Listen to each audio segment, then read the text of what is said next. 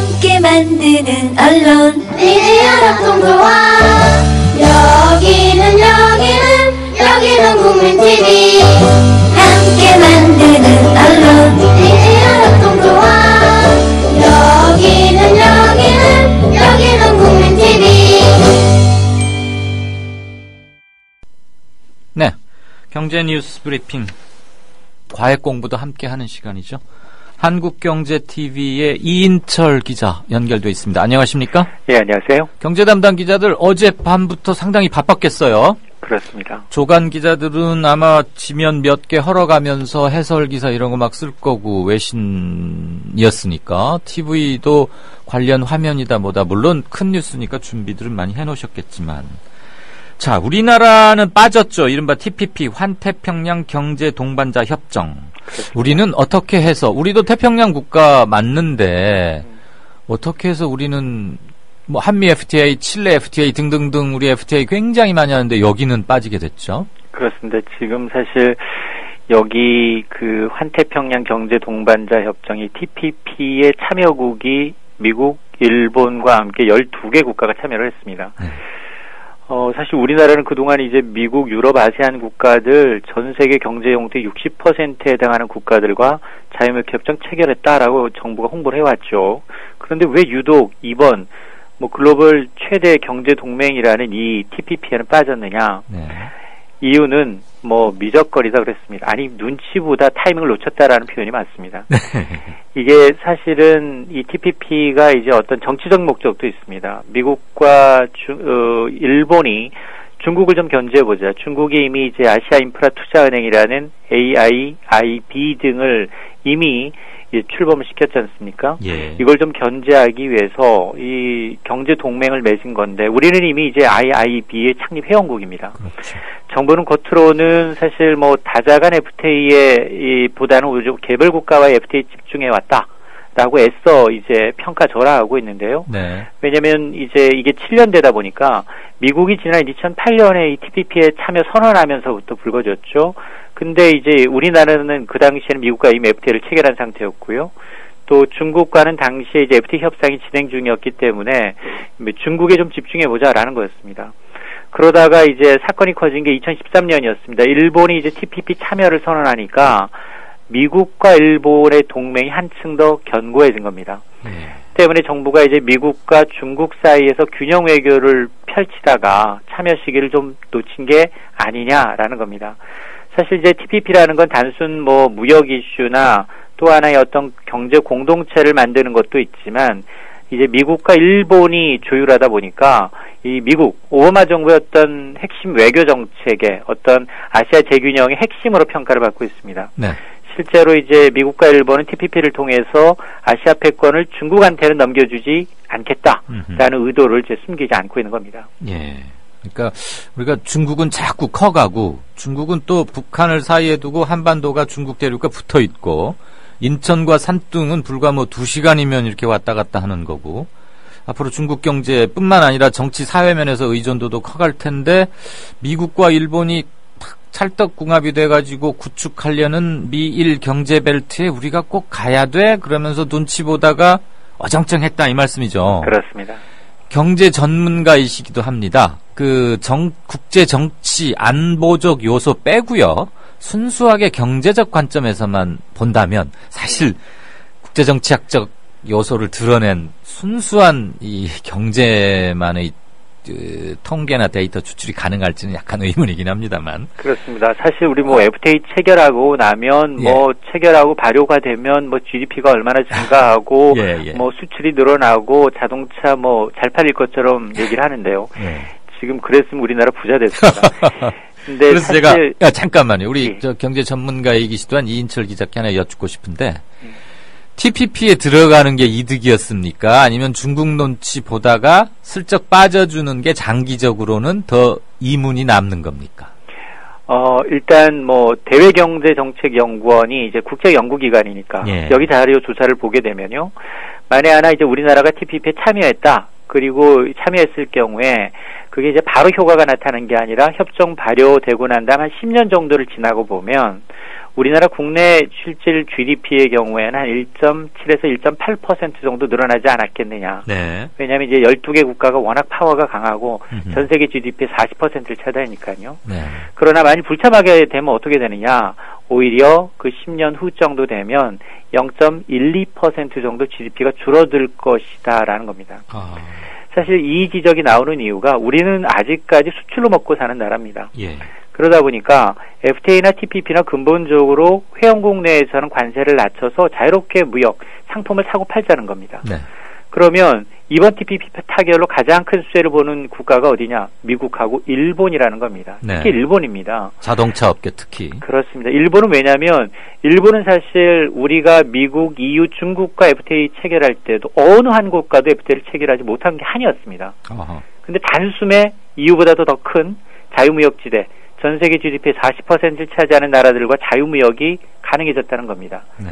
일거에 한국을 따라잡았다라는 평가가 나오는 대목이기도 합니다. 그러면 아까 지금 약 10여 년 후에는 0.12%의 GDP 하락이 예상된다라고 하셨는데요. 여보세요? 네네. 네, 0.12%면 큰 건가요? 지금 기준금리를 제가 이제 한국은행 출입할 당시였습니다. 김중수 전하는 총재 예. 당시였는데요. 당시에 이제 금리나 실기론이 많이 나왔었습니다. 예. 경제 안 좋은데 금리를 계속 동결했거든요. 네. 청와대와도 이제 굉장히 맞서고 있는 상황이었었고, 그러면서 이제 기준금리를 한 차례 인하하니까 제가 직접 질문을 했습니다. 김 총재님, 과연 뭐 정부가 추경한다고 하고 그리고 기준금리 내린다고 하는데 기준금리 내리면 보통 0.25%씩 내립니다. 네. 0.25% 금리 인하하는 게 경제에 도대체 얼마나 효과가 있습니까? 라고 물어보니까 예. 답변하기를 금리를 내리게 되면 당장 효과가 있는 게 아니라 뭐 3에서 한 6개월 정도 지나고 나면 0.002% 정도 좋아진다라고 얘기했습니다.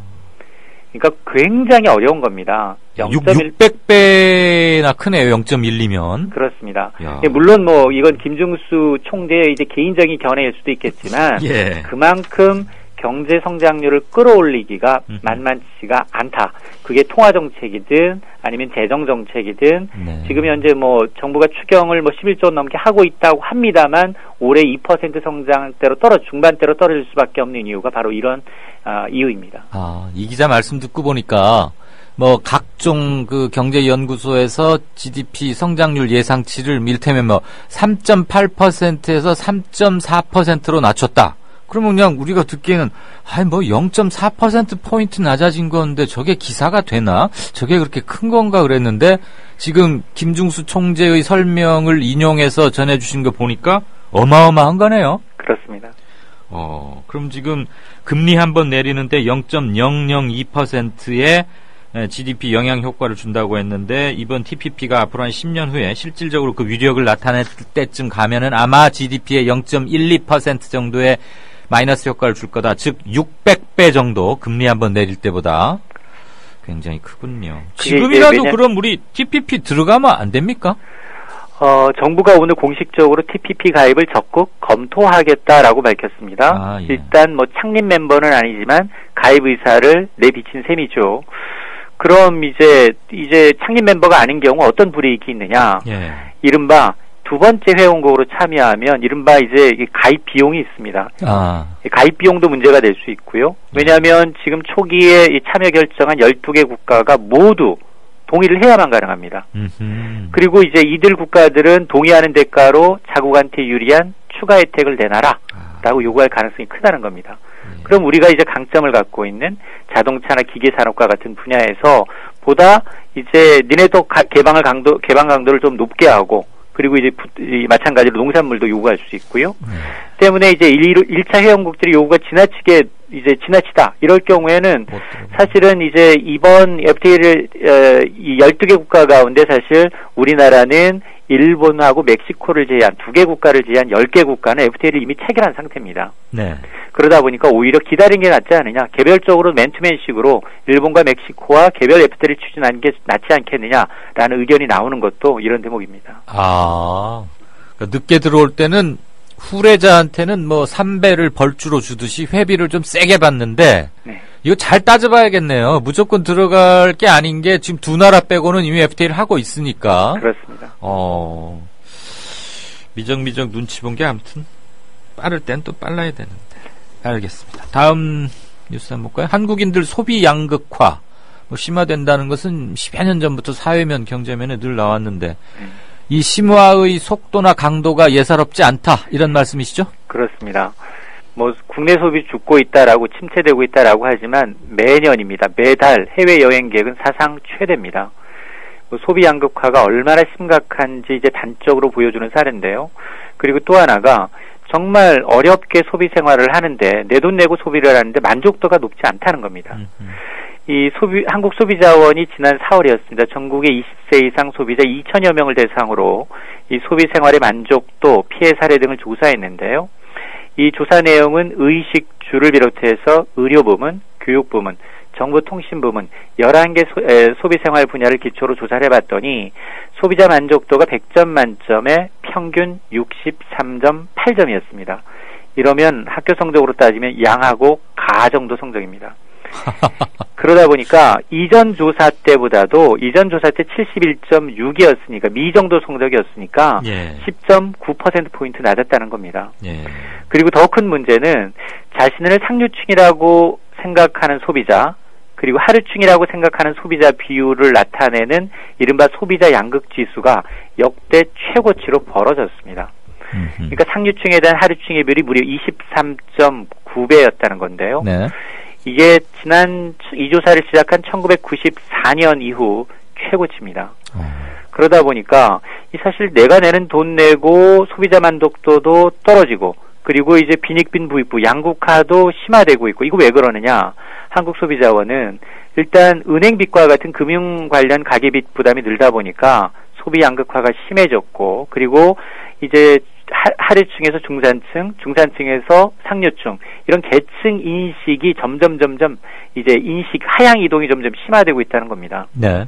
그럼 이제 해법이 뭐냐? 이 질문에 대해선 일단 소비자 만족도가 낮은 부분을 보니까 금융 부분, 보험 부분이니까 이런 건 소비자 정책 수립할 때 우선순위로 좀 고려할 필요가 있어 보이고 네. 그리고 이제 양극화 문제에 대해서는 이제 근본적인 해법이 가계빚 부담을 점진적으로 좀 줄어드는 좀 그래야 국간에서 인심난다고 돈을 쓰면서 만족도를 높이지 않겠느냐라고 조언을 하고 있는 겁니다. 네.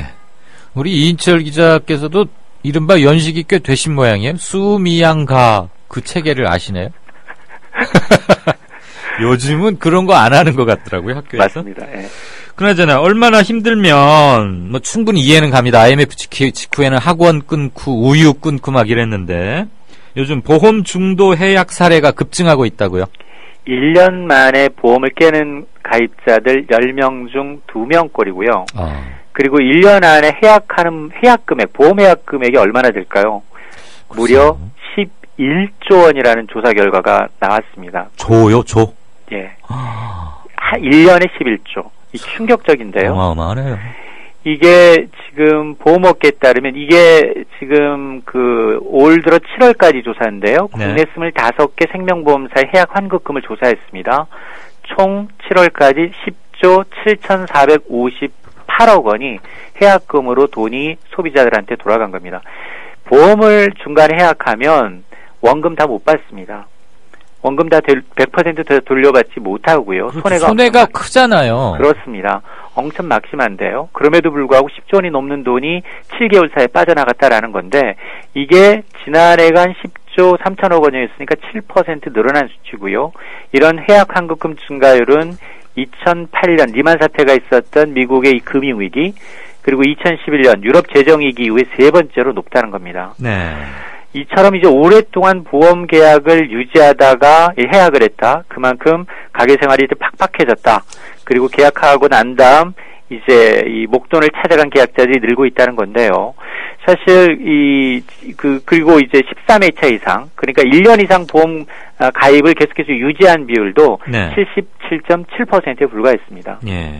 그러다 보니까 정말 노후 생활 보장이나 아니면 질병에 대비하기 위해서 보험을 드는데 오히려 이게 이제 용돈 성격, 급한 이 비상금 성격으로 변모되고 있다는 겁니다. 이럴 네. 경우에 나중에 노후에 정말 가게 안정의 어떤 상당한 위험 요인으로 작용할 수도 있습니다. 그냥 체면 때문에 이렇게 옛날에는 보험들 들고 했는데 요즘은 좀 현명해져서 노후 생활 계획의 일환으로 들어두었다가 생계 때문에 또는 급여는 줄고 아이들 들어가는 돈은 많고 또는 집값 이런 것들 때문에 어쩔 수 없이 깨는 거. 이건 정말 이중고, 삼중고죠. 그렇습니다. 자, 글로벌 브랜드 가치 순위 이런 거 조사하면 꼭 눈길이 가더라고요. 1위는 애플이고 삼성은 7위에 올랐네요. 그러면 삼성은 예전보다 좋아진 겁니까? 어떤 겁니까? 지난해와 비슷합니다. 네. 근데 이제 삼성이 매일 뭐 반도체나 뭐 이런 일부 가전에서 1등을 하니까 네. 그게 굉장히 좀 떨어진 걸로 보이지만 굉장히 잘한 겁니다. 지지난주였죠. 우리나라 국가 브랜드, 이 국가 경쟁력 순위가 발표가 됐는데 140개 국가 가운데 26위였습니다. 네. 최근 10년간에 가장 낮았죠. 그러면 삼성전자는 이 전 세계 100대 브랜드 가운데 7위라고 하면 잘한 겁니다. 그리고 현대차가 한 39위로 첫 번째로 들어왔는데요. 물론 뭐 애플이 1위고 구글이 2위인 거 부럽긴 합니다. 그러나 이제 글로벌 IT 기업이면서 애플과 구글, 뭐 삼성전자 뭐 나란히 뭐 손가락 안에 든다라는 건 이제 기쁜 일이고요. 네. 그 뒤에 이제 순위를 보게 되니까 이제 코카콜라, 마이크로소프트, IBM 등이었는데 그러면 삼성전자는 어떤 평가에서 많이 좋게 받았느냐? 예. 이 평가를 한 게 이제 글로벌 이제 컨설팅 그룹인 이 인터브랜드라는 데인데요. 네. 여기서 이제 삼성전자의 어떤 고객과 사회 가치를 전달하는 다양한 브랜드 마케팅을 이제 철저히 펼친 결과다라고 평가를 하고 있는데 삼성의 경우에는 뭐 이 2012년에 9위였었고요. 네. 그리고 그 이후에 이제 계속 7위 그리고 7위 연속 이 4년 연속 상위 10대 기로에 포함이 됐기 때문에 뭐 뒤떨어지지는 않고 이제 좀 이 제자리 답보하고는 있지만 나쁘지는 않다라는 겁니다. 예. 제가 이것을 마지막 기억했던 게 코카콜라가 1위였던 것을 봤었거든요. 네네. 그래서 어제 이 기자께도 특별히 오늘 따로 좀 오늘 이거 언급해달라고 부탁은 드린 바지만 지금 순위 랭킹을 이렇게 불러주시는 거 보니까 이른바 IT 기업 또는 지식정보와 사회 관련 기업들이 상위 랭크를 다 석권하고 있는데 그중에 유일하게 제조업으로는 코카콜라가 아직 몸부림치고 있는 것 같네요. 3등으로. 맞습니다. 네. 그런데 그런 것들을 감안하면 삼성전자가 일테면 코카콜라가 1등에서 부동의 유리처럼 한때는 그렇게 보였는데 밀려나는 게 이제 시대의 흐름인데 그런 걸 감안할 때 삼성전자가 10위 안에 진입해 있고 7위를 계속 유지해내고 있다. 밀리지 않는 것만 해도 대단한 것이다. 이렇게 의미부여 가능하겠군요. 그렇습니다. 네, 마지막 질문 드리죠. 무늬만 세일이다. 가봤더니 꽝이더라. 이게 무슨 그랜드 세일이냐. 이렇게 말들이 많던데 코리아 블랙 프라이데이. 연말에도 다시 해보겠다고요? 그렇습니다. 저도 주말에 대형마트 갔다가 깜짝 놀랐는데요. 왜요?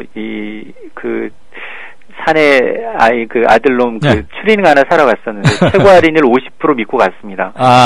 10% 할인 받았습니다. 그래요? 이게 사실 이 원조가 미국의 블랙 프라이데이 아닙니까? 여기 최고 할인율은 80에서 90%입니다. 네. 그걸 기대했던 소비자들 평균 10에서 20% 싼 가격에 실망을 너무 했습니다. 그렇죠. 값비싼 가전 없었고요. 명품 거의 없었습니다. 네. 그냥 가을 정기 세일 이 정도의 조롱이 쏟아졌습니다. 네. 그럼에도 불구하고 백화점, 대형마트 신났습니다. 같은 기간 매출은 2-3%씩 급증했죠. 이러다 보니까 더 적극적으로 정부에 이거 다 계속 합시다라고 하고 있는 겁니다. 예.